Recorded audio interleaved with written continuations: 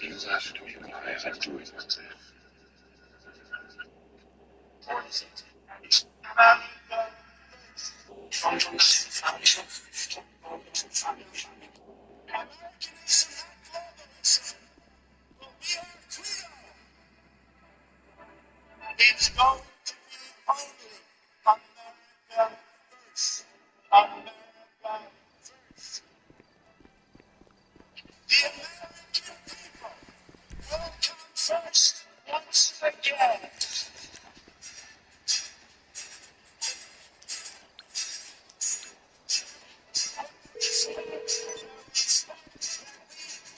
need something, huh? One of your rides? Let me know.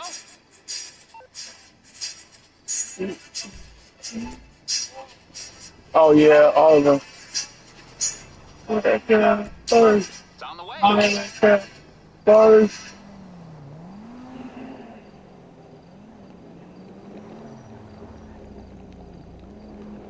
America first, motherfucker.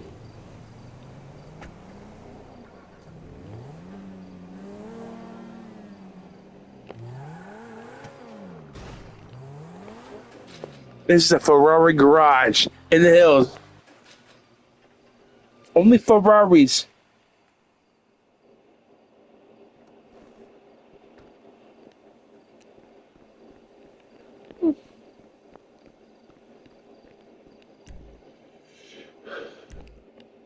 America first, motherfucker.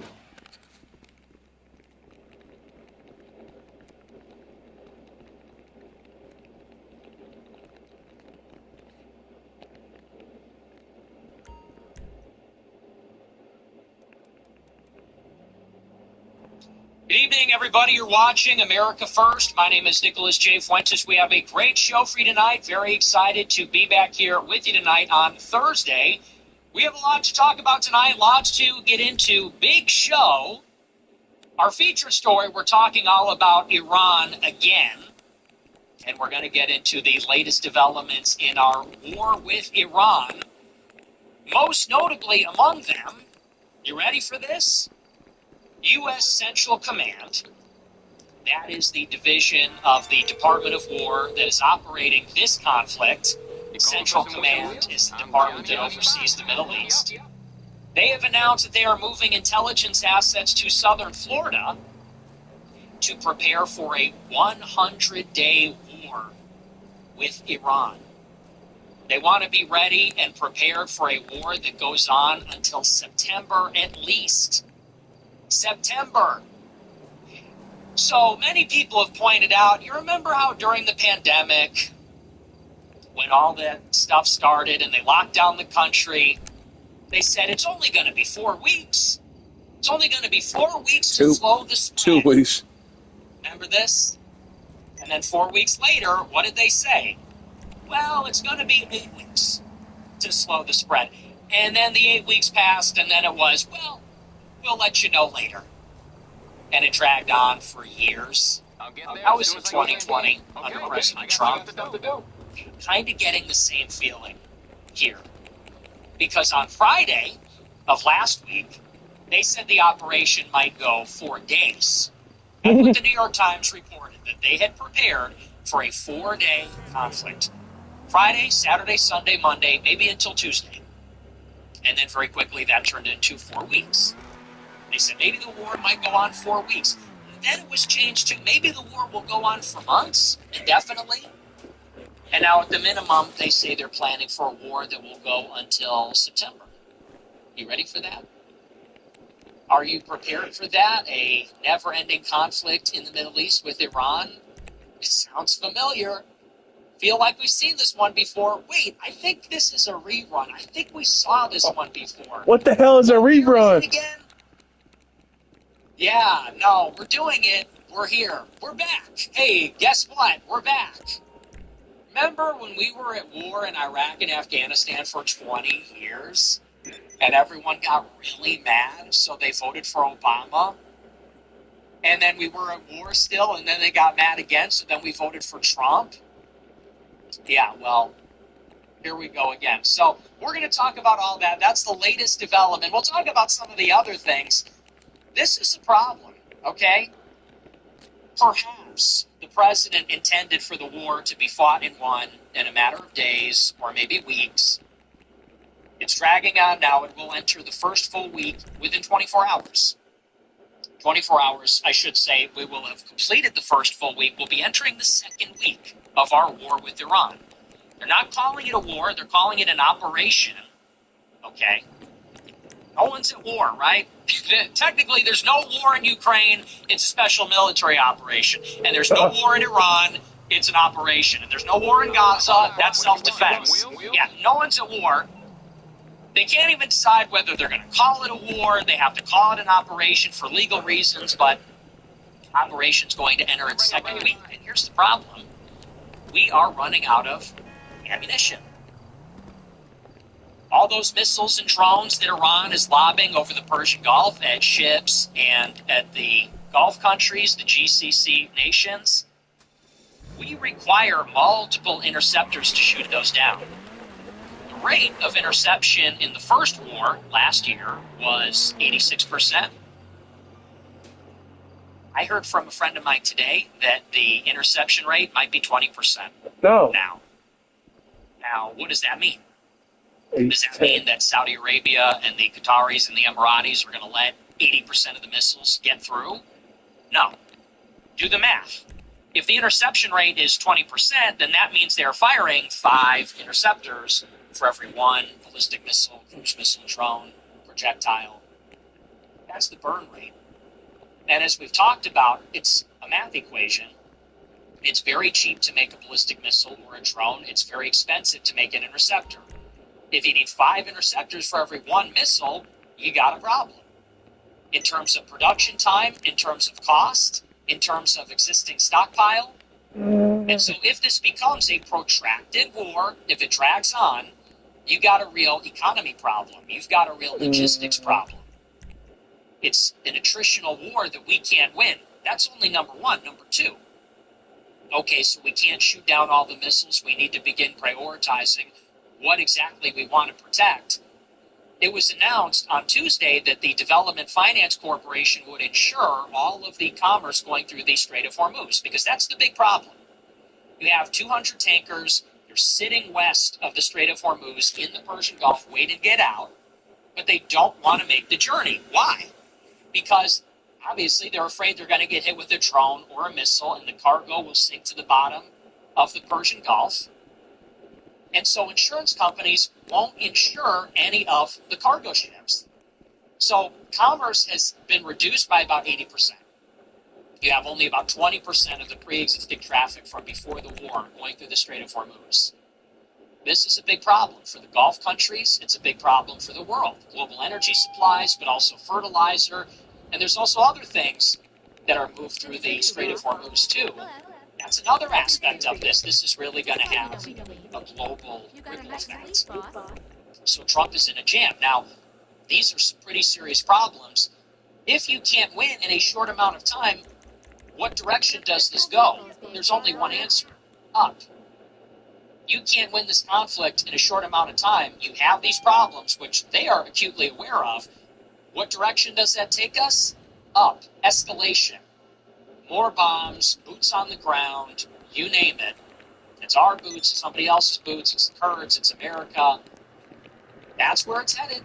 I'm just telling you, that's where it's headed. If the Iranians, if they don't wave the white flag, if we don't destroy all their missile launch platforms, if we run out of Patriot missile batteries, it seems to be the only way that this will go. So we'll talk about all that. We'll give you an update on the war in Iran, but also we got to talk about this social post. Did you guys see this? Just when you think it couldn't get any worse, people used to say, man, it makes me laugh. It sort of makes me laugh. It's kind of funny. Back in 2024, they used to say, man, you're blackpilling? Remember that little catchphrase? Whenever Trump would do anything based, well, forget that. Whenever he would say anything based, whenever Trump would say anything based, all of his lasers and shills and cheerleaders on Twitter would say, Trump just said this, and you're blackpilling? How could you possibly be pessimistic? Trump just gave a great speech. This is awesome. Yeah, well, sometimes the black pillars know what they're talking about, okay? Sometimes they predict absolutely everything exactly months, years in advance. And so get a look at this. I'm sure you know what I'm talking about. We have been really on a streak here. We've had quite the run, huh? Real generational run. So we get the Epstein file covered, and all the files are redacted. Then we invade Minneapolis, just killed a couple of hippies and immediately surrendered. Then Trump comes out in a press conference and says, lighten up, we don't need to deport all the illegal aliens, just the criminals. Now we're in a regime change war with Iran. Just when you thought it couldn't get any better. In our golden age. Golden age! It's a golden age! Golden age! Golden age! Why, you know what they meant by that? They meant the economy was going to suck so bad, gold would go to $6,000 an ounce. Or maybe it's like the golden stein age. It's like, there's a joke there, we'll workshop that. You know, it's like Jews love gold, they're winning all the time, we fucking lose. They control everything. So, you know, there's a joke in there somewhere, we'll workshop that. What's the next step in the master plan for the golden age? Well, we have this bill. It's called the SAVE Act. Now, I thought the SAVE Act was pretty good. The SAVE Act, I thought, was about voter ID. They said we're going to make everybody present their ID when they vote. And yeah, I mean, of course. Yeah, they've been trying to do it for a long time. Makes perfect sense. It's good for Republicans. Yeah, okay, why not? Well, now we got a little addition, okay? They sweetened the deal. It's called, they put in a little sweetener. And so today, Trump put out on Truth Social, pass the SAVE Act, voter ID, and we're banning transgender surgeries for children unless their parents agree. And you're like, wait a minute, what was that last part? What was the last part there? He goes on Truth Social, introducing the SAVE Act, nationwide voter ID, proof of citizenship to vote. We're banning women from men's sports. And last but not least, no children will get their genitals cut off unless their parents sign a form. And you're like, hang on, what? Like, wait a second. What do you mean? I bring it to you. What do you mean? So now we're in favor of transgender surgery for children as long as the parents consent. Okay, all right, I think I've seen enough. So just when you thought it doesn't get any better, we are at war with Iran. Hi, welcome to hell. Hi, welcome to hell. I'll be your guide. Now we have that in the mix as well. And what was amazing is, of course, all of these people leapt onto the post to defend it. It's disgusting, sickening display. Truly sickening. Like they were leaping on a grenade or something. Mike Cernovich, all these other people, they leapt onto the post. No, he was kidding. He didn't mean it. That was a joke, obviously. And it's like, no, I don't think so. I don't think it's a joke. It's not. Why would that be a joke? Come on. It's not a joke. That was the policy. And then Trump deletes it. He deletes the post, edits that last part out, and just posts it again like nothing ever happened. And then the White House press secretary quote tweets it and says, yeah, this is great. And, look, I'm glad that I'm right about everything. Obviously, I'm the number one. I'm the best in the world at what I do. I'm the smartest person looking at politics today. Clearly, based on my record, it's not even close. No one even touches me in this regard. But sometimes I just wish I wasn't right all the time. Hi. You know? How can I help you? There's some things you want to be wrong about in life. This is one of them. You would have liked for this is one among many. You would have liked this to go down a little bit differently. And it's funny, now my old tweet is making the rounds from 2024. I literally tweeted in October 2024, October 16, 2024, I literally said, the most important election of our lifetime, you're going to get a corporate tax cut, a war with Iran, transgender surgeries with parental consent. It was literally in there. And people go, how did he predict that? Dude, they were saying it. They were saying it. And with this in particular, I'm just going to say this, and we'll get into it, of course, in a moment. But with this in particular, I remember the Trump campaign, they literally just said this 2 years ago. I'm not making this up. I remember it distinctly. The Trump campaign said, we're not going to ban transgender surgeries for everybody. They said, we're just going to ban it for everybody up to a certain age unless they have parental consent. This was their policy during the campaign. So I heard what they said. I tweeted and said, yeah, this is what we're going to get. Now we're getting it, and people go, he's a prophet. How did he predict this? Yo, get your shit together, paying attention. What were you? You must be the other guy. What were you doing? That's the frustrating part. They were telegraphing every move. Every single thing, they telegraphed it. They told you what would happen. And honest to God, you just weren't paying attention. That's not an exaggeration. That's not rhetoric. That is what happened. They were open about all of it, about the deportations, about the war with Iran, the corporate tax cut. They were telegraphing it. They weren't telegraphing it. They were broadcasting it live on TV. They were saying it out loud with their real faces in front of a camera. The difference is you were literally sucked into the hype. That's it. And I tried to warn you, but no one wanted to hear that. And it just goes to show, the reason I say that is because you, and I don't even know if this is possible, but if you are a thinking person, if you are a rational person, if you consider someone that has agency, if you're an agentic human, you're not part of the dead internet, you're not like part of the dead Goyim theory. Sometimes I look around and I'm like, are Goyim people? I'm unconvinced. Surely some of the Goyim are people, but not all of them, I don't think. Probably not even most of them.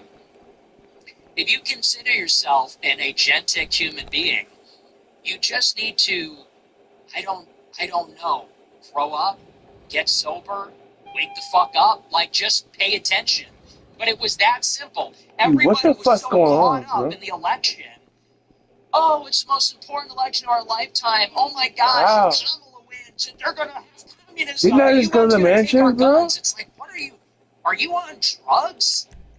What the fuck is wrong with you? Like, come back to reality, please. Dude, my fucking brain It reminds hurts. me of like 15 years ago when everybody thought Jade Helm was real, and FEMA was going to put everybody in Walmart gulags. You know, it didn't happen, right? Dude. So people need to start to simply pay attention. You got to see through. And honestly, this is maybe, to be precise and specific, I think that Twitter is really the problem. As time goes on, I'm really starting to believe that X is the problem, because the reason that people are getting tricked and misled by this stuff What the fuck's is going because on? they're on Twitter. That's where they get their information, and that's where they get their opinions. And Twitter has become just like, it is a new form of the Matrix. It's like another Matrix reality where you go into it and all you are fed is pro-Trump propaganda. That's why Elon bought it, I think. And that is why it exists in its current form. I think the algorithm is manipulated for this. I think the policies are, I don't know how you would say this, but the way that the policies are enforced with their discretion, it seems to be to uphold this, to make Twitter basically a GOP propaganda farm. It's just like a slot farm. And they create the world of the dream, and they bring you into it, and then they fill your head with this Republican propaganda. They say the war in Iran is really about China and all of this other stuff. And same thing during the election. And people just, they weren't paying attention. So, anyway, but we're going to get into that. I digress. Those are going to be our big topics. Before we get into that, I want to remind you to smash the follow button on Rumble, smash the like button, leave a comment, let me know what you think about the show. Check out our merch store at Fuentes.store. We have our America First hats. We have our Kuiper Intelligence Agency hats. We have hoodies, t-shirts, crew necks, flags, all that kind of stuff. Check it out. If you want to support the show, subscribe at AmericaFirst.plus for $15 a month. You get access to the entire archive of my show, every episode I've ever done, plus bonus features, MP3 only, downloads, RSS feed, all of that. It's on there. And for $100 a month, you get to be in the group chat. And, sometimes I drop in there, but it's really hard. Okay? Come on, drive the fucking vehicle, bro. Really, sometimes I drop in the group chat, and I'm just like, okay, I psych myself up. I'm like, all right, I'm in the group chat. I'm going to hang out, and, and then people will just say the most diabolically retarded thing ever, and it's like I need to kill myself as soon as possible. I see sometimes people just say stuff, and I'm like, I think I'm alone in the whole universe. Like I know I maybe sound like an asshole for saying that, but it's like, wow, this is crazy. I can't even give you an example, but I pop in there last night, and I'm like, hey guys, what's going on? How's everybody doing? And the responses I get, I'm just like, oh my goodness. Oh man, yeah, very good stuff. Yeah, well, hey, we gave it a shot. So we're trying. Really, the way I try to treat it is more of like a megaphone. I just pick up the phone and I just go off. I just sort of send it out. I just put it out there, in there. And I try not to pay too much attention to what comes down the other direction. You ain't getting shit, bitch hole. A little bit of a mixed bag, but that's okay. I'm hanging out in there regardless. I'm enduring it. Nicely, I would say. I'm being a trooper, right? No, but I'm just kidding. It's really a good time. But check it out. That's America First Plus. Check it out. And with that, we're going to dive in. We got to start with this I don't know what the fuck happened. Transgender tweet. And honestly, it couldn't have come at a better time. Let's do it again. Because I just got done saying, I think yesterday, I tweeted that I'm going to vote Democrat in the midterms. And of course, this is the one thing you cannot do. Oh. Right? That's what everybody says. You can be mad at Trump, you can shake your fist, you can yell and scream, and you can tweet about it, and everything. You can express your discontent. The one thing you're not allowed to do is switch up. And you really should ask yourself why that is. Isn't that interesting? Because half the time I'm being told voting doesn't really matter, and we can't even expect too much from Republicans because politics is so hard, and as long as they're marginally better, that's worth it. And other people are telling me we're never going to vote our way out of this. Okay. Now, if I tell people, hey, let's just switch it up. Republicans betrayed us, let's go the other way. I get attacked harder than ever. Harder than when I talk about Israel, harder than when I talk about women, close, but a little bit harder than that. I get brutally attacked. And what do they start to say about me? Well, they start saying that I'm woke. They start saying I'm a Democrat, I'm woke. I saw one of the pro-Trump meme pages makes an AI video edit where I have pink hair, and I'm like a liberal faggot and everything, and I'm like, I hate Trump. Okay. So this is all going on in the past 24 hours. I say, look, I'm out. I'm done. You crossed my red line. As a matter of fact, you've been crossing my red line. We don't have mass deportations. We don't have a border wall. We are at war with Iran. You buried the Epstein files. This is a short list of red line crossings where now I've not even just said I'm not voting anymore, but I want to hurt Republicans. It's not that I don't want to help them. I actually want to hurt them. And this is a midterm election. Let's be clear about what's happening. Trump has another 2 years. But in the midterms, we're re-electing the House and a third of the Senate. And the legislature has oversight power. 7 more cars in the mud. And that is what I want. oversight. We have I 420. want the Democrats to take both chambers, ideally. I'd be happy with the House, too. This is the outcome I want. I want the Democrats to take these chambers because I want them to slow the administration down. The administration is hurting us. It's doing bad things. I want the Democrats to pump the brakes. This is not good. Good things are not happening and bad things are happening. What can I do So for I you? want to slow that down. I want to retard the administration. If they are burying the Epstein files, I want Democrats in Congress to open them up. If the administration brings us to war in Iran, I want the Democrats in power to stop the war. Like, for example, vote for the War Powers Resolution, which got struck down by Republicans. If you have people like Kristi Noem in DHS, she just got let go for some very questionable things that she and Corey Lewandowski were doing. I want Democrats to get to the bottom of it. And I want that to happen because I want the Republican Party to be punished. I want them to The sweat. best. I want them to be diminished. Moreover, No. in 2028, there's going to be a Republican primary for the presidency. Which It will land? actually start in 2027, most I think likely. the Jones And who one. do you think is going to run? I'll have your personal vehicle. It's going to be people from inside this administration. Oh, goes. It's going to be Vance. It's going to be Rubio. So- It might maybe Hegseth. Might be Kristi Noem. It might be a few people from the admin. I think that everybody that's been a part of this The admin best. is disqualified. If you're a part of this, you're disqualified. You're a part of the war in Iran, this failure. I don't think you should run in 28. I want those people to be diminished too. And I want a space to be opened up. Anyway, that's my position. I'm sort of digressing and getting too much into The this, you best. understand. But for this, I'm being called a woke liberal Democrat. They say, what about all the other things that Democrats will bring? They like open borders, and they like the social liberalism, and they are going to prosecute conservatives, and so on. And I've been hearing that for the past 24 hours. And then, it literally could not be better timing. It couldn't be more perfect. Donald Trump puts out a post on Truth Social advertising his brand new legislation. You might have heard of it. It's called the SAVE Act. Now, I didn't even really know what was in it.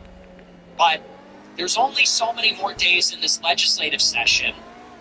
When Congress breaks for their summer recess in June, they don't really come back. They come back for a very short amount of time later in the year, and then that's it. So you have about 3 months worth of congressional session before the midterms, realistically. And in these 3 months, Trump wants to pass this landmark legislation. He's lobbying Democrats to pass it. He's also trying to convince John Thune in the Senate to get rid of the filibuster so that maybe they could pass it without the Democrats, without any Democrat votes, without hitting that 60-vote threshold. Now, my understanding of the SAVE Act is that it had to do with voting rights. That's what they said, that it has to do with you can only vote in an election if you have an ID or if you present proof of citizenship. And I support the legislation. Like I said before, I think that's good. It obviously makes sense. And that's obviously going to help Republicans in the future and degrade Democrats over the long term, which I support. But then today, Trump posts the whole SAVE Act, and this is what's in it. His fifth point in the SAVE Act has nothing to do with voting and voter ID. The fifth point in the bill, this is on Trump's own Truth Social. It says, we're going to ban sex reassignment surgery, the genital mutilation of children in the name of transgenderism for minors.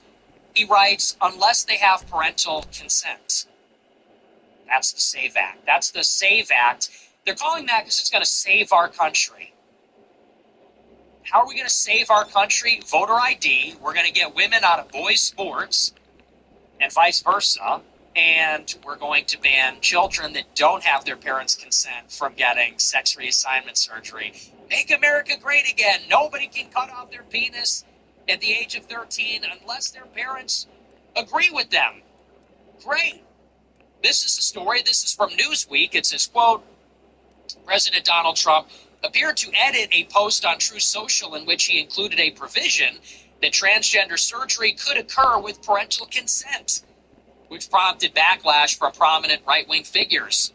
And his original Truth Social post, which went up at 10:40 a.m., The president laid out 5 major points of his Save America Act, including no transgender mutilation surgery for children, comma, without the express written approval of the parents.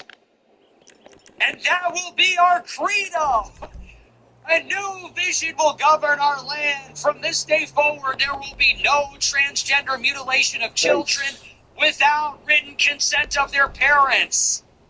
Yeah. This is where woke goes to die. Woke is dead. Transgender for everybody is dead. Awesome. The article goes on and says the post had been removed and replaced later in the day, 6 hours later, with a post that did not include that part, without the express written approval of the parents. The initial post spread on social media with former Congresswoman Marjorie Taylor Greene hitting out at it and declaring that Trump had crossed all my lines. She said, quote, "The House passed my bill, Protect Children's Innocence Act, that makes it a felony to trans any child under 18, even if their parents are supporting or pushing it on their own kids. My bill was a reflection of Trump's own executive order banning child trans surgeries and so-called gender-affirming care. Now Trump is reversing his stance. What is wrong with him?" Yeah, that's a pretty good question, isn't it? So what happened then? So whatever happened there, huh? Oh, fuck. Tell me again, please. Tell me again, once more. Why do we vote for Republicans and not Democrats? Can somebody give me a reason? Because it used to be, well, the Democrats are going to have open borders. Well, what do you call it when you openly say we're not going to deport every illegal alien? Is that not an amnesty? You're giving 40 million illegals amnesty? Okay. And they say, well, Democrats took us to war in Ukraine. If Trump were president, Russia would have never invaded Ukraine. Okay, well, now we're in a war with Iran, and 80% of Republicans support it. So what about that? Then they say, well, Democrats are crazy. They're going to mutilate your kids. You're Catholic. Some Christian you are. You're going to vote for the Democrats and support the mutilation of children? Oh, you didn't see? You didn't see the latest post from the God Emperor? You didn't see the latest post from the Trumpenreich? Yeah, so it turns out child sex surgery is back on the menu as long as the parents consent. So literally, what the fuck is the argument now? Seriously. What is even the argument? What is the economic argument? What is the foreign policy argument? What is the immigration argument? What is the social argument? What's the case? Vote Republican? You know, maybe Trump is just trying to win me back, right? Maybe he saw the clip. He saw the tweet.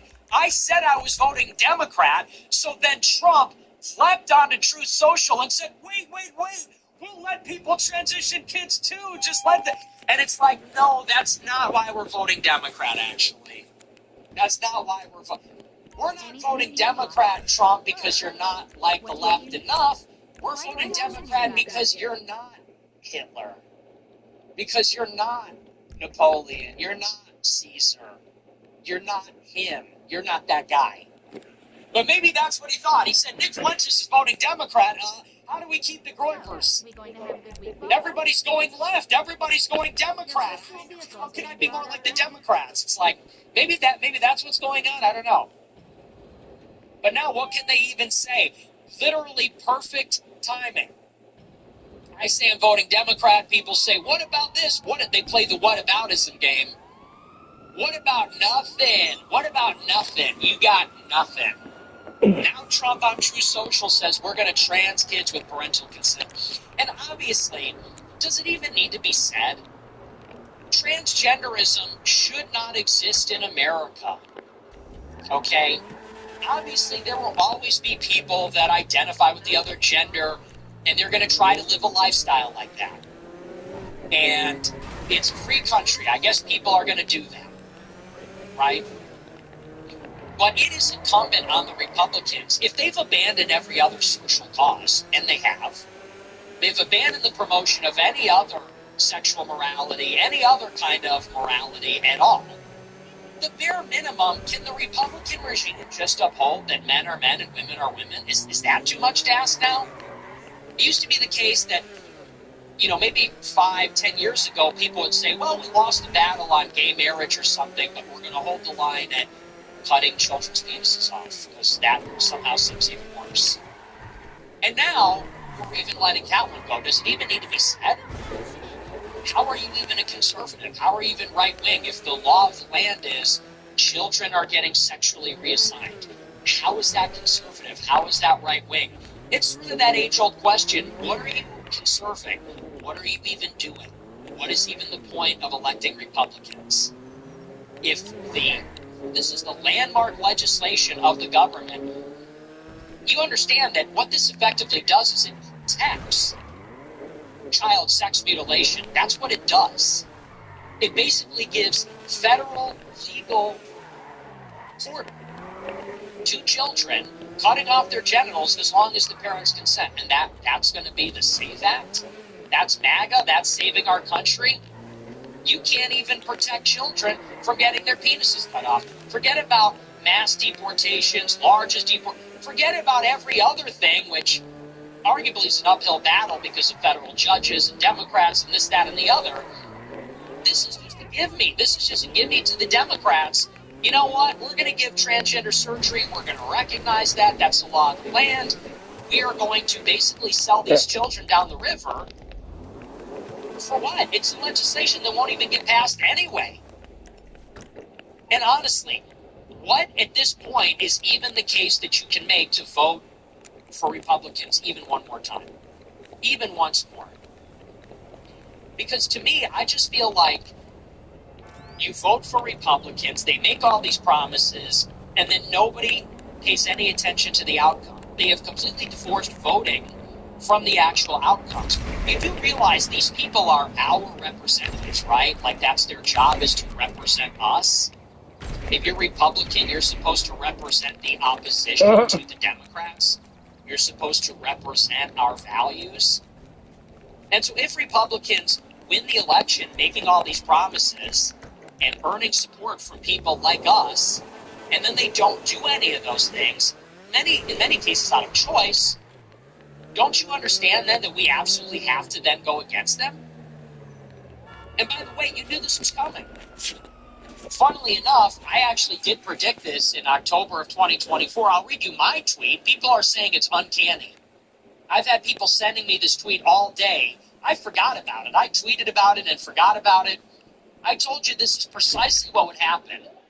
Literally to the letter. This is a tweet from October 16, 2024. I wrote, Trump 2024, and it's a list. I said mass immigration, legally, trans kids with parental consent, no new wars except with Iran, free speech except anti-Semitism, pro-life but not at the federal level, and tax cuts for corporations. I said the most important election of our lifetime. Is that not 100% on the money? It's 6 for 6. 6 out of 6. Mass immigration legally? Check. We hit the H-1B cap both years. 600,000 Chinese students. Trump goes out a couple weeks ago and says, we're going to protect the illegal immigrant farm workers. We only want to deport criminals. That's an amnesty. Trans kids with parental consent. He just tweeted it. No new wars except with Iran. Here we are. Free speech except anti-Semitism. State Department and DHS are actively banning people from coming into America if they tweet anything critical of Israel. And they're revoking existing visas of people that have done that. Department of Education is shutting down free speech at Harvard for those that might criticize Israel. Pro-life, not at the federal level. Enough said, it isn't happening. Tax cuts for corporations, that's what they did with Big Beautiful Bill. $800 billion in Medicaid cuts to pay for another, I guess it's permanent, corporate tax cuts from the Tax Cuts and Jobs Act in the first Trump administration. Hey, get the fuck out of here. I said this before the election. I said this a couple of weeks before the election. And here's the kicker. Do you remember in 2024, they were telling us this is the most important election of our lifetime. It's almost embarrassing even to repeat it. And don't they say that every time? It's always the most important election of our lifetime. And you go, they can't all be the most important election. But they all are. 2012, 2016, 2020, 2024, 2028. They're all the most important for reasons. I'm being told in 2028 it'll be the most important because of AI. And 2024 is the most important because of, I don't even remember what they were saying.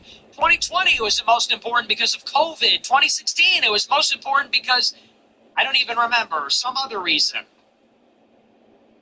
And they tell you that if you go with the Democrats, we're going to get race communism. We're going to get wartime communism. We're going to live under Sharia law. They're going to go door to door confiscating our guns. They're going to forcibly trans or gay all of the children. And there will be complete open borders. When that part did obviously sort of happen. But if we elect Republicans, we're going to get charter cities in federal lands, and they're going to run on the blockchain, and we're going to make a phone call and end the war in Ukraine in 24 hours, and we're going to build a wall, finally, and we're going to have the largest deportation ever, and we're going to ban all the ultra-processed foods. Everyone's going to be eating pasture-raised eggs. And if somebody goes out, like I did, and say, you know what, I don't think so. I think we're going to get exactly the same shit no matter what. I think that basically 95%, we're going to get the same things no matter who is in charge, whether it's Republicans, Democrats. There'll be some stuff on the margins. How can I help you? But by and large, you're going to get the same crap. We still have Obamacare. How many times have Republicans won the House, Senate, White House since 2009, 2010, when that passed? We still got Obamacare, still here. You're looking very We sharp. slowly marched to regime change in Syria, war with Iran, war in Ukraine, under all these administrations.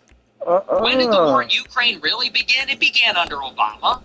It began under Obama. When the Euromaidan happened and Putin seized Crimea and started the secessionist war in the Donbass, it continued under Trump. When Trump pulled the United States out of the INF Treaty and began supplying Ukraine with lethal aid, it continued under Biden. When Zelensky said that he's going to maybe get a nuclear bomb at the Munich Security Conference and Putin invaded. And now it is continuing apace under Trump, where we are still at war in Ukraine. And yeah, they changed the accounting of it, but we're still sending tons of military aid to Ukraine. That's Sir, there's been a rebellion. You get the same stuff either way. But they're counting on everybody to get out there and vote. Rah, rah, rah. Get the cheerleaders out there, and they want you to think that if the other side wins, the country will not survive. It's going to be World War III. It's the apocalypse. And if our side wins, everything's going to be great. And you press them on this stuff, and eventually you get them to the point where they admit, yeah, well, it's going to be marginally better than Democrats. And then you actually have to question, well, is that really all we're playing for? Because let me be perfectly honest with you. If all we're playing for is better than the Democrats, I will quit politics. Like, who would ever sacrifice anything for that? Look at how fucked up our country is. Our country is a joke. Everything that actually matters, the fundamentals are all broken. Okay? The social fabric is broken. Diversity is killing us. Crime is rampant. This country is just depressing. It's a dead, depressing, hollow place to live. Everybody's miserable. Everyone recognizes everything's getting worse. I don't think there's anybody that really believes we'll even still be here in 100 years, that this country will still exist. Is that really what we're playing for in this context? Is we want to have policies that are exactly the same as the Democrats, but like a little bit better? At least it's a little bit better? That's the grand prize? Because if someone had told me 10 years ago that's what we can hope for, I don't know, maybe I would have finished my degree. Maybe I would have just became a lawyer and like had a lot of fun or something. That's what we're playing for? I am of the opinion, and I continue to be of the opinion, that in order for this country to survive, we must have radical intervention. Radical, extreme. Yes, I'm an extremist. Yes, I'm a radical. Yes, I'm a fanatic. Everything is completely fucked up. And it doesn't take a genius to predict where all of this is headed.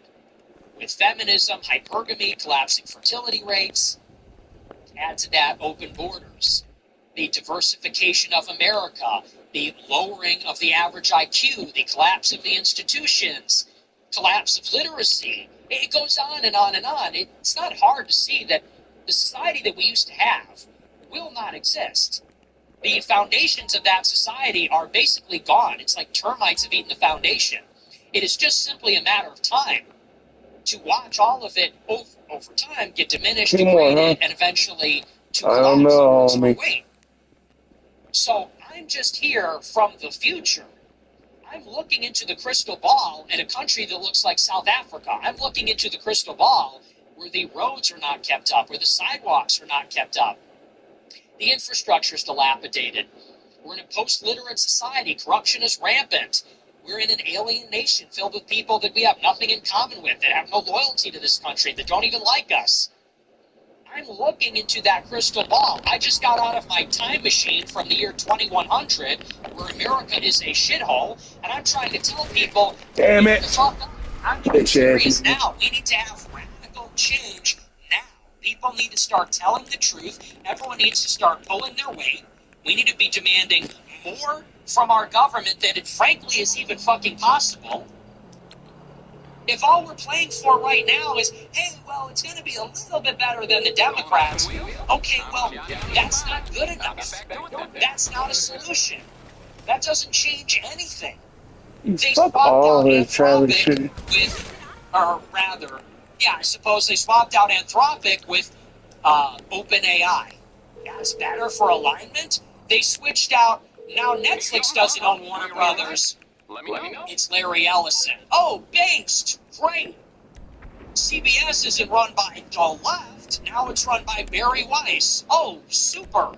This fixes everything. This fixes something. Oh, No, it fixes nothing. It fixes nothing.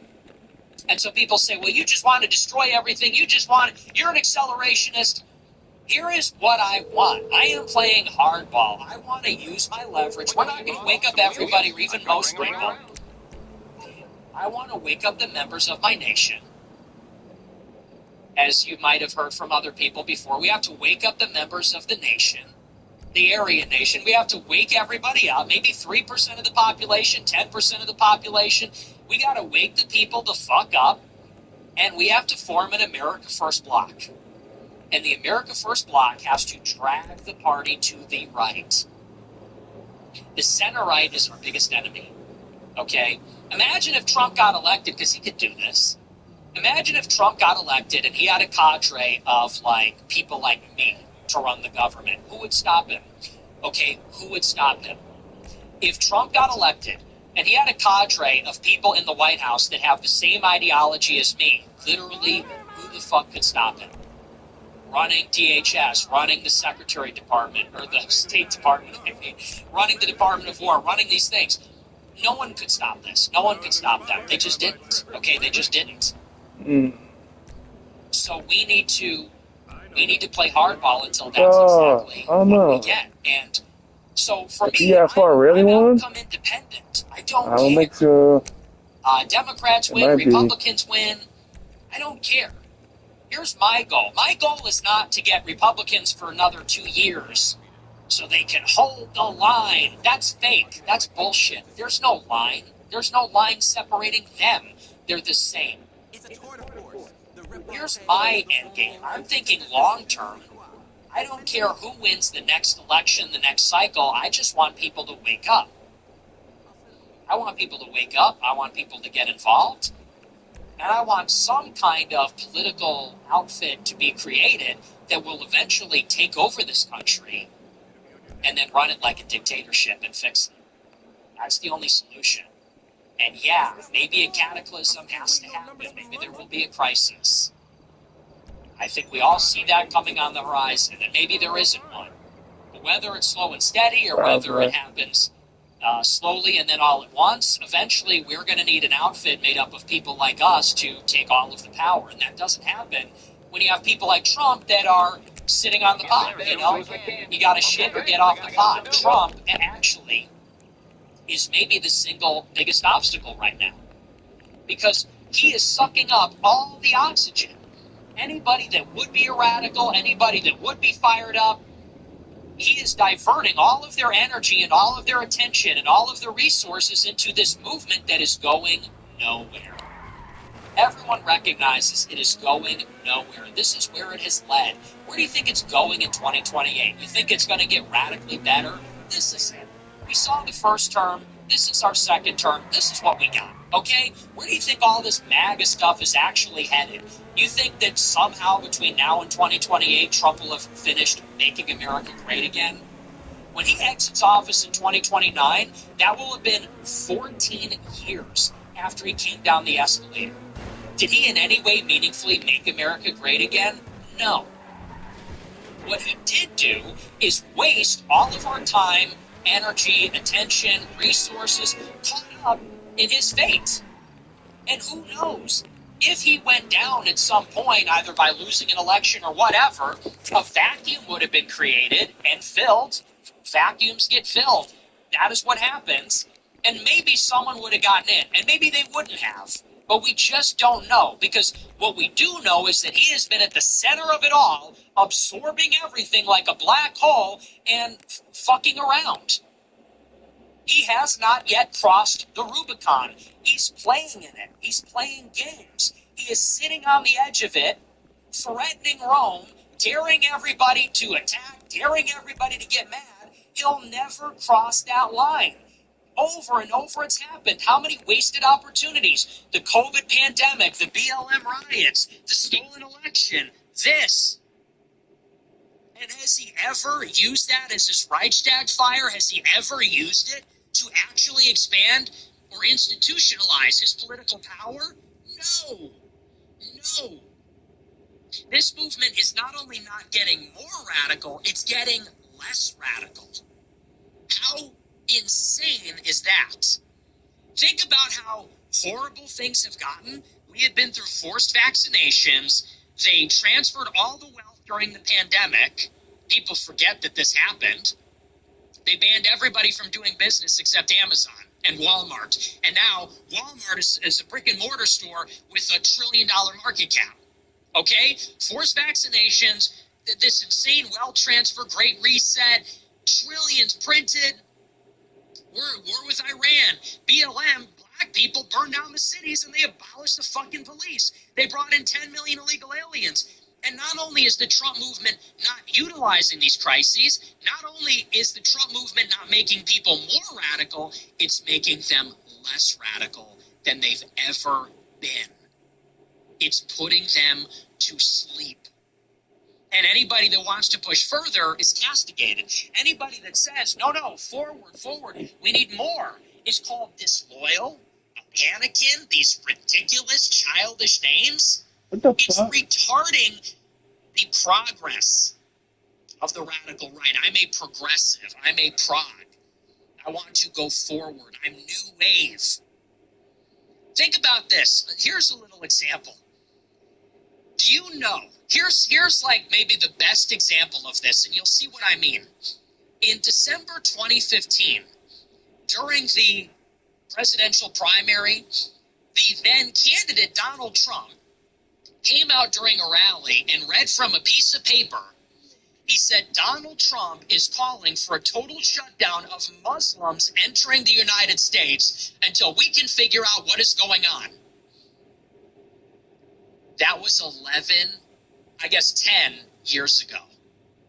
The official policy of the Trump campaign was, we're going to ban Muslims from coming to America. Now, fast forward 10 years later. Recently, I talked about the Muslim ban on my show. I said, remember when Trump wanted to ban all Muslims? I have MAGA shills in my replies saying, Trump never wanted to ban all Muslims. That was fake news. CNN made that up. Trump isn't racist. You see? This is what has happened. 10 years ago, Trump was radicalizing all of us. Trump got on TV and said, these illegal aliens, they're bringing drugs, they're bringing crime, they're rapists, and we got to deport them all, and we got to ban all Muslims. Hillary Clinton is owned by the international banks and the global special interests. He literally had ads with a Jewish Star of David on her face. He said Marco Rubio is a puppet of Sheldon Adelson. He'll do anything they say. They pull the strings. That was the Trump movement in 2015. We have come so far since then that now the biggest Trump supporters think that's a myth. They think it never happened. For them, MAGA has always been this, centrist Republican platform. That's all it is to them. That's what I'm talking about. And this is what I say for 26. This is what I say for 28. Let this country have a reckoning with the Democrats. Let the Republicans have a reckoning with the Democrats. Keep voting down the center-right. The center-right is our biggest enemy because that's our market share. It's going to go one of two ways. Either the center-right is going to control the Republican Party, and the far-right is going to reluctantly go along with it. Right? That is what has been happening. The center-right is going to run the White House. They're going to run the GOP. They are going to push their ideology of neoliberalism and neoconservatism, and the far-right will be dragged along. Okay, I guess we'll vote for this, even though we hate it. Or the far-right will lead. The far-right will have the nomination, and the center-right, if they want to avoid the Democrats, they're going to have to reluctantly, okay, I guess we'll go with the far right. At least it's not Kamala. Why does it ever go the other way? Damn it, bro. Come on. That is what we have to have. And maybe that's where people don't really understand my mindset. If all we get for the next 20 years is Republicans, nothing will ever change. If all we get for the next 20 years is Democrats, nothing will ever change. What is required is a radical intervention. If you're not walking, living, breathing, waking up for that, I don't know what you're doing here in politics. I don't know what you're doing other than trying to get invited to parties. Seriously. That's what these people live for. They're trying to make some scratch. They're trying to make a couple bucks. They're trying not to become a wage slave, so they get into politics, and they're not very entertaining, and they're not very smart. So how do I get a job at the Washington Examiner? Well, I got to kiss the ring. I got to kiss Trump's ass. Or whatever. But for me, look, I'm a radical. I am here for the radical reform. If that's not on the table, I will go flip burgers. I don't mind, But that's really what it's come to. So I look at that True Social post today, and I'm like, how do you not understand now? How do you not see it? Are we getting a radical intervention in the economy? Think about how fucked up the economy is. And what does Trump want to do? What's the solution? Cut interest rates. Who's that good for? Is that good for people trying to save money? Oh, let's just cut interest rates and inflate this asset bubble even more. Let's inflate the housing market even more. He's literally going around saying housing prices should go higher because we want homeowners to get richer. Okay, that's your radical. And we need a tax cut for who? Corporations. Cut the corporate tax rate and deregulate AI, the literally richest companies and individuals in the world. What are we doing on the foreign policy front? War everywhere. War everywhere. War with Iran. War in Yemen. Bombing Nigeria. We did an operation in Ecuador. Damn, bro. Okay, so That that's shit not sucks. going well. Immigration. Still no border wall. Damn, And no man. mass deportation. So those 40 million illegal aliens, they're still here, and they still have birthright citizenship, Yeah, and count, that's still bro. ongoing. And people go, well, but he secured the border. Yeah, he secured the border in 2020, and then you know what happened after that? Biden unsecured it. That's why you have to build a wall. That's what Trump said in 2016. Trump said we have to build a wall because if you do anything less, if it's not physical, it could be undone. And that's exactly what happened. People say, well, but Trump has done a good job securing the border. I know, he has. I remember he did that in 2020. And then a Democrat got in and they unsecured it, and then they let in 10 million illegal aliens. So, no, we need the wall. And this late in the game, we also need the deportations because illegal immigration was a problem in 2016. Then a ton of them came in under Trump's first term, and many more came in under Biden. So it's like you look at it and you really have to wonder what exactly is the argument anymore? What the hell do you have to lose? Trump used to say that all the time. What the hell do you have to lose at this point? So that was the last straw for me. Maybe this will be the last straw for you. I'm 6 for 6. I told you this was coming.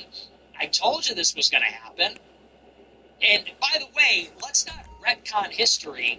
Now everybody says, well, anyone could have predicted it would have went down that way. No, that is not at all how it happened. Everybody in 2024 was saying this is going to be the golden age. Everybody was saying, not he's going to be better than the Dems. Everybody was saying this is going to be the greatest thing since sliced bread.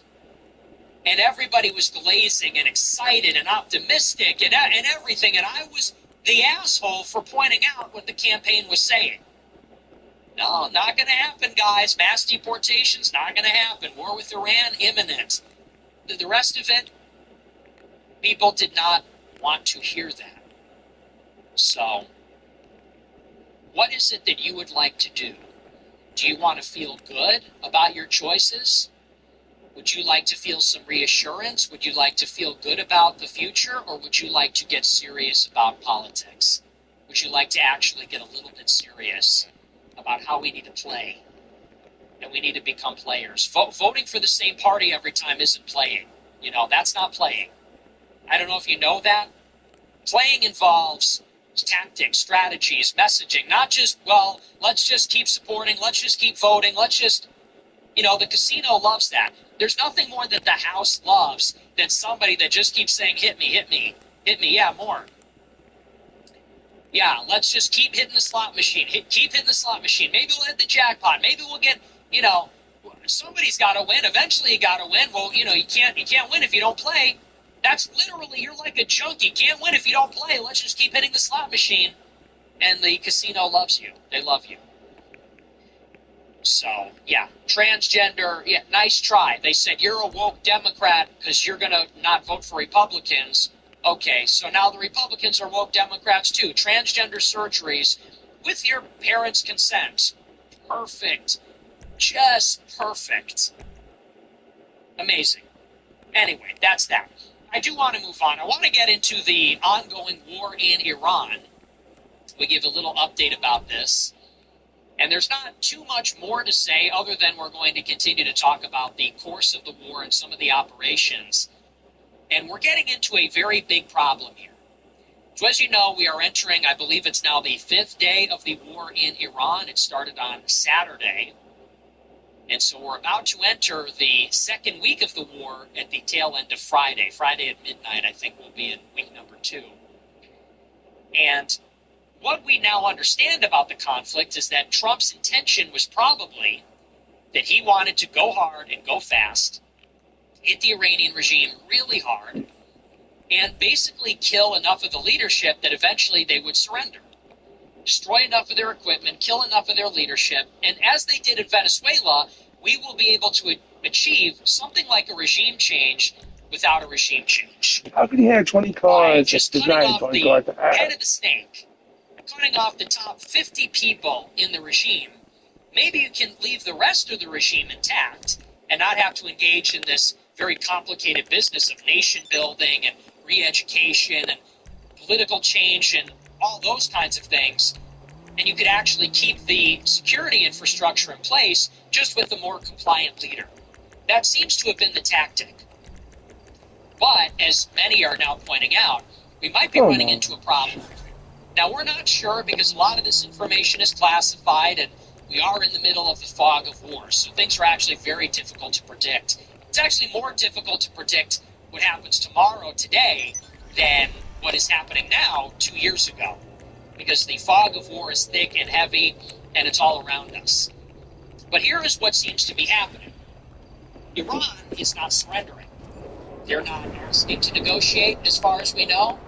They're not waving the white flag.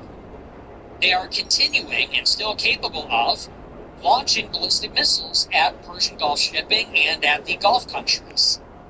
The Iranian Council has selected a new supreme leader, and they haven't named him. The foreign minister goes on TV and says if the U.S. invades us, we'll be here. We'll be waiting for them. Now here's the question. if the United States cannot get in and get out quickly, if they can't do what Trump set out to, which is to pound Iran, achieve a quick victory, and then leave, if Iran is obstinate and they do not surrender, then what is going to happen? Is there an off-ramp for Trump to de-escalate and have some sort of ceasefire and get away from the conflict? Or, alternatively, does it have to escalate? Same Well, guy. there are a couple of variables here. A couple of really big problems if this war goes on for a very long period of time. And we've talked about one of them, which is the missile warfare. So Iran's primary deterrent at this point is its ballistic missile arsenal. Damn, bro, this nigga's flying. And this is the biggest threat to all of Iran's neighbors, that Iran has the largest and most diverse stockpile of ballistic missiles. It has a native drone factory, native ballistic missile production facilities, and they're all underground.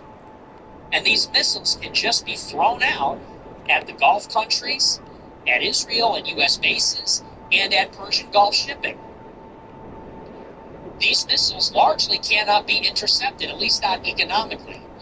You can shoot down the missiles and you can mitigate the damage. However, our ability to intercept the missiles is constrained by the physics of it, the technology, but also of the economics of it. It is a lot harder to shoot down a ballistic missile than it is to hit an airport with a ballistic missile. And so what does that mean? It means for every one ballistic missile that Iran launches at a hotel or an airport or a ship or a base, you need maybe 5 interceptors to go up. If the rate of interception is 15 to 20%, because it's a very difficult business, much easier to lob a ballistic missile than to shoot one down, then it costs 5 times as much if it's a 1-to-1 cost ratio to shoot down a ballistic missile than to launch one. But then so that's a physical, technological problem. But then you've got the economics problem, which we've discussed also. We don't make as many interceptors as Iran makes ballistic missiles, so we need 5 to 1, but we make them at a slower rate, not a faster rate, and they cost much more. They cost maybe 7 times more to make one interceptor. So the rate of production is slower, the cost is higher, you need more of them for every ballistic missile, and so what this means is you can protect some sites for a short period of time, but you can't protect everything for a sustained period of time. You can protect Israel in a very narrow conflict for 2 weeks. You can protect all of Israel's population centers for 2 weeks. But you can't protect Israel, Jordan, Iraq, Saudi Arabia, Kuwait, Emirates. You can't protect 10 different countries across the whole region indefinitely. And so what happens at that point, if you run out of interceptors, is then you have to pick and choose. What are we going to protect and where? And this is a big problem because the Middle East is now shut down. There's not very many flights going into or out of the Emirates. And that's a big problem because you got a ton of capital markets there. There's a ton of very niche banking service in a country like that. You have a lot of ultra high net worth individuals bringing capital into a nation like the Emirates. And so that's very bad for business. If you want to have millionaires and billionaires coming to Dubai to invest their money or for their capital markets, if African and West Asian, South Asian countries are doing their banking in the Emirates, well, that's a very big problem if they can't get into and out of the country because the airport is being bombarded with missiles. They don't want to die. So this might be ruinous. And the same goes for their tourism, their hotels, and other civilian infrastructure. So this cannot go on forever. And the issue with these ballistic missiles, what's more, is that you can't destroy all of them. We don't know where all of them are. We can't destroy where all of them are. They're highly mobile, and what they can do is they can disassemble them, ship them, and reassemble them somewhere else. Iran is a very big country, and so you can launch 2,000 airstrikes, as we have, against hundreds of different targets, and you can pound them for weeks. But it's a very big country, and Iran has prepared for this. This is their doctrine. And again, if you run out of interceptors, we don't know how many missiles they have. We don't know how many interceptors we have. If you run out of interceptors, then I guess it doesn't matter because they can just keep, even if it's a handful of them, they can lob them over, and that's very destabilizing. But then you have a second and related problem, which is not only are the missiles hitting all this stuff on land, but they're also hitting ships in the Strait of Hormuz. And even if they can't hit the ships, there is enough of a threat that the ships are not going to take the risk. So for those that don't know, it's about a third of the crude oil in the whole world goes through the Strait of Hormuz, because that's where all the oil is. All the oil is extracted from the Persian Gulf and from the countries that surround the Persian Gulf, from Saudi Arabia, Kuwait, Emirates, Qatar, Iran. That's where all the oil is, that's where it's refined, and then that's where it's shipped out. And there's a narrow choke point that separates the Persian Gulf, where the oil is, from the Indian Ocean. I thought it had goes out 20 into the fucking world, and it goes to Ferraris. China or it goes elsewhere. I thought That's the Strait of Hormuz. It's a very, very narrow choke point, naval choke point. And so what Iran get can do over is it, they I can guess. simply threaten to attack shipping in that narrow sea lane. Fuck. And Just even got if done. they don't hit those ships, and even if those ships have a guarantee from the U.S., either from I'm the not U.S. keeping them in Navy there. that the ship will And cross this is- safely, or from the Development Finance Corporation that those ships will be insured, these companies don't want to risk it. And maybe they're betting that the war won't go on for very long, so they're hanging back. And what has happened so far is that the volume of shipping through the Strait of Hormuz is down about 80%. And you got about 200 shipping containers that are stuck on the wrong side of it, and they're waiting for this conflict to be over. They're waiting because no insurance companies will insure their cargo because it's too risky to go through there. They just don't know what Iran is capable of and how long this is going on. And this is a big problem. And so now you have countries like Japan. They're talking about opening up their strategic oil reserves. And China is talking about slowing down the export of its energy. This is also a problem for countries in Europe. Ever since we blew up the Nord Stream pipeline, which transports Russian natural gas to Germany for very cheap, Germany doesn't have enough energy. Where do they get it? They get liquefied natural gas to replace the natural gas from the pipelines, and they get it from the Gulf. They get it from us. They get it from other countries. So if you have LNG, if you have crude oil not moving through the Strait of Hormuz, this is going to have very intense Anyways, and acute effects for the global economy. It might be a big problem if this goes on for a long time. And again, as long as Iran is able to launch the missiles, then they're not going to insure these ships. And if there's no insurance, then the ships aren't going to go through. And naturally, countries will adjust, oil prices will go up. But this is going to have some big ramifications for the economy. Now, if the war can't go on forever, then, running out of interceptors, this acute effect on the global energy market, then what is the United States going to do to extricate ourselves from the situation? If it can't go on, it won't. So what are the two options? Well, option number one is that we de-escalate. Russia is calling for a ceasefire. Other countries are calling for a ceasefire. Russia? What the fuck? Obviously, it goes without saying, if there's a ceasefire, then it means we leave without achieving our objectives. If we de-escalate and have a ceasefire, the Iranian regime remains intact. I can't remember Huge which one's propaganda coming. victory because they can claim the U.S. Fuck, did their man, what worst. the Look at hell? what they did. They killed our supreme leader. They martyred him, and we're still standing. They I can't know knock this one us for down. sure. It's like that's a problem That's it. for So, Washington if they're able to claim that isn't that victory. rain? And it's also a problem in the future because then what does the Iranian regime immediately do? Well, one, its people rally to the cause of the regime. Not only does the regime not come apart, but I think the people rally around the Islamic revolutionary regime, and then they immediately start to rebuild. So all those capabilities that you just destroyed, they just rebuild them. And it's cheap, and it's quick, and they have the blueprints and the technology. Well, I'm going So in they 3. just then start importing the cheap supplies to rebuild all their missiles. You can't go right back in all over again. It's the same problem. Damn, So quick. we're not going to do that. We're in it. The U.S. is in it. Israel's in it. And we can't back away unless we have something to show for it. So what else can happen to relieve this problem? Well, if we can't bomb them into submission, if we can't bomb all their ballistic missiles, then we're going to have to go in and break them apart ourselves. I'm talking about a ground force. You're going to need to send in U.S. Special Forces with the Kurds or with some other ground force, and you're going to have to go into parts of Iran and try to break apart the regime, try to kill their soldiers, try to destroy their nuclear facilities, try to destroy their ballistic missile production facilities, and it will have to be surgical and precise, but that's what they're going to have to do. In this vast country that's 3 times the size of Iraq, with a huge population that hates you, and 200,000 Revolutionary Guard, and 400,000 Iranian armed forces, and another 300,000 besiege, you're going to have to go in there and try and do it yourself. You and what army? Who's going to go and do that? Us? The Kurds? 30,000 Kurdish militia are going to go in and do, I don't think so. Nobody knows. What the fuck was up here? I forgot, bro. U.S. Central Command from the Pentagon.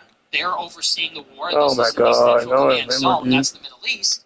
U.S. Central Command says they're preparing for a 100-day war. They're rushing intelligence personnel to southern Florida to prepare for a long war with Iran. Like 18 vehicles. At least until September. This is the story. It says, quote, the Pentagon is rushing to expand intelligence operations as Washington prepares for a prolonged war on Iran. I don't know why the fuck I fucked that up. Alongside Israel, with military planning stretching well into the autumn. I don't know where I read that post at, where he said he had 24 hours inside his mansion. There ain't even 24 hours in the game, bro. That legitimate Ferraris. It'd be Gratis. Reinforcements would support operations against 19 here, one goes in there, 4 going here, the request marks the first known move by the Trump administration to increase intelligence personnel for the war, 8 cars out of the garage. Washington is preparing for a far longer campaign than initially presented to the public. One there. So that might be a clue as to where this is headed. That's all everybody is talking about is escalation. That's the language by Pete Hegseth. That's the language by Trump. And we can do more. We can bomb them hard. We can hit them with bigger bombs, more powerful weapons. We're not going to rule out boots on the ground. Where does it go from here? Honestly, nobody knows. Nobody has any clue where this is going to go. We have rolled the iron dice. The die is cast. Here. That was a favorite expression of Otto von Bismarck. He always preferred diplomacy. The German chancellor, he always preferred diplomacy and negotiations because once you go to war, you have no control over the outcome.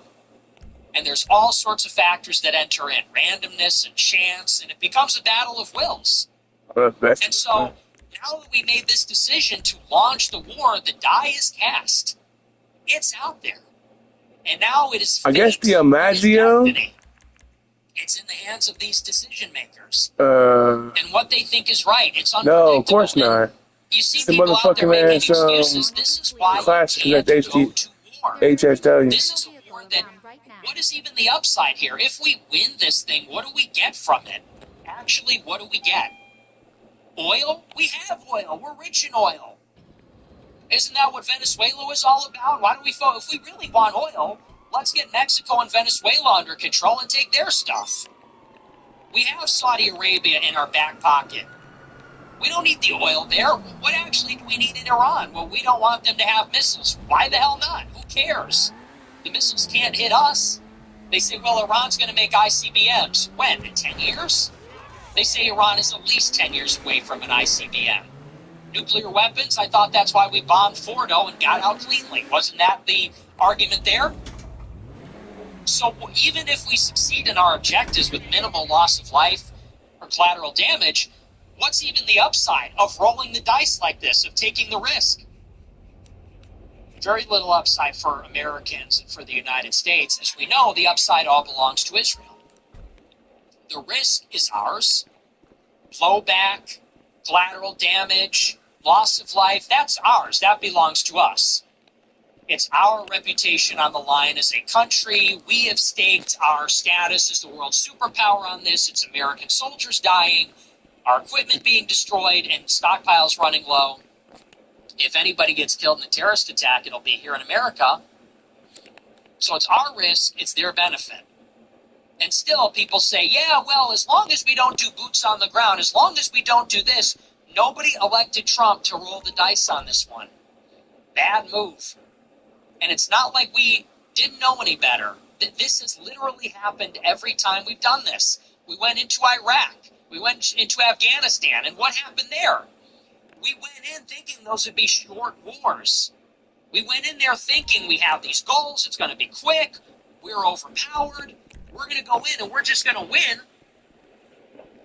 And look at what happened there. And look at what happened in Syria. And look at what happened in Libya. Every model has been tried.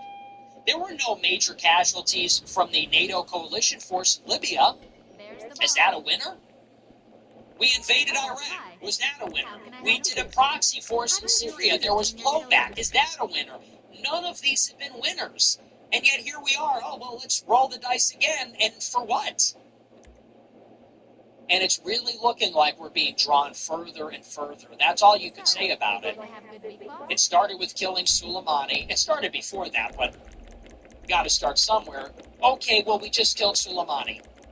Okay, well, we're just shooting down their missiles. Okay, well, we just bombed their nuclear program. No big deal. Okay, well, now we're just bombing the shit out of them, but there's going to be no boots on the ground. We're being drawn in. We're taking on a larger share of it. And you just wonder, is there any limiting principle here? Trump won't rule out boots on the ground, so we're really just fucking doing it again. It's hard to believe, and it's hard to watch. And the only silver lining is hopefully this just crashes the Trump administration, and we get Trump on steroids. Trump got elected in response to bullshit like this. You hope that if this is a catastrophe, in some ways you hope it is. Not obviously for those that will lose their lives, anybody, but you hope that politically, maybe this creates the impetus for something much stronger in 2028. At least I hope that's what we get. Because this is insane. And by the way, 80% of Republicans support this. 100% of people that identify as MAGA Republicans support this. So that's just another data point. Trump got elected in 16, turning Republicans against the war in Iraq. Now that Trump is elected in 24, he's getting Republicans to want a war with Iran. That's a de-radicalizing force. I have no interest in that. That's part of the problem. But that's that. We're going to move on. We're going to take a look at our super chats. We'll see what you guys have to say